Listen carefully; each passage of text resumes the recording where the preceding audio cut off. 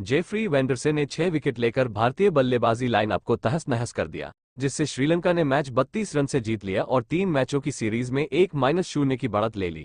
वेंडरसे ने अपना जाल बिछाया और 6 विकेट चटकाए। शीर्ष 7 भारतीय बल्लेबाजों में से 6, क्योंकि रोहित शर्मा के धमाकेदार अर्धशतक के बाद भारत के लिए हालात खराब हो गए थे।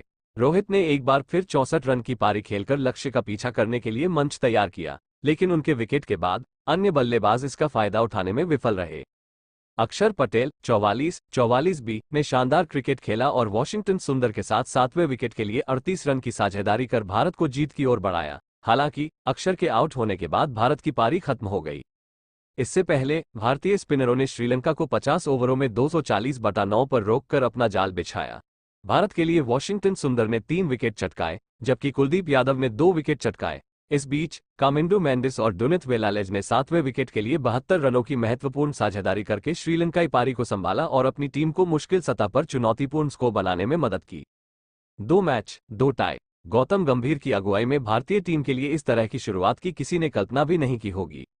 भारत और श्रीलंका के बीच तीसरा T20 मैच, जो कि एक डेड रबर था, सुपर ओवर के जरिए तय हुआ। कोलंबो में पहले वनडे में दोनों के बीच कोई अंतर नहीं था।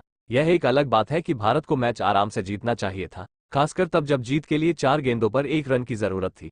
और अगर अर्शदीप सिंह ने बेहतर शॉट सिलेक्शन का विकल्प चुना होता तो नतीजा बिल्कुल अलग होता। खेल भले ही बराबरी पर खत्म होता, लेकिन नतीजा श्रीलंका के लिए जीत से कम नहीं था।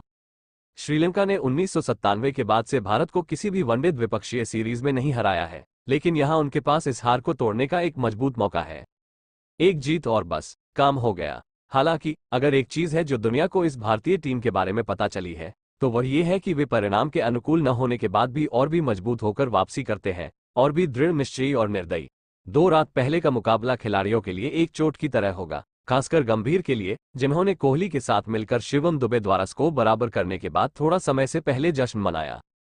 भारत को पता होगा कि वे मध्यक्रम में एक और घटिया बल्लेबाजी प्रदर्शन नहीं कर सकते। कप्तान रोहित शर्मा और बाकी बल्लेबाजों के बीच की खाई इतनी बड़ी है कि भारतीय कप्तान के 47 गेंदों पर 58 रन को छोड़कर अगला सर्वश्रेष्ठ स्कोर अक्षर पटेल का 33 रन था। ऐसा लगता है कि रोहित ने 19 नवंबर को जहां से छोड़ा था, वहीं से आगे बढ़ना शुरू कर दिया है और पहले वनडे को देखते हुए अन्य बल्लेबाजों ने भी यही किया है। भारत की बल्लेबाजी की गहराई की बदौलत वे वापसी कर सकते हैं, लेकिन लगातार 2 मैचों में ऐसा करने की जरूरत उनके लिए बहुत कम होगी। इस बीच श्रीलंका ने जिस तरह से वापसी की, उससे उसे आत्मविश्वास मिला होगा। 30 गेंदों पर 18 रन की जरूरत होती है, जो कि एक सेट बल्लेबाज के लिए काफी हद तक बल्लेबाजों का खेल होता है, लेकिन उनके स्पिनरों वानिंदु हसरंगा और कप्तान चरित असलांका ने भारत के काम में खलल डाला। इसके बाद 4 प्रमुख खिलाड़ियों की चोटों से जूझ रही टीम को एक और झटका लगा है, और हसरंगा के रूप में एक बड़ी चोट। स्पिनर शुक्रवार को अपने बाएं हैमस्ट्रिंग में चोटिल था और दूसरे मैच की पूर्व संध्या पर वो सीरीज से बाहर हो गया। हैमस्ट्रिंग की चोट कभी भी अच्छी नहीं होती, खासकर इस समय जब श्रीलंकाई टीम पहले से ही कुछ संयोजन संबंधी चिंताओं से जूझ रही है।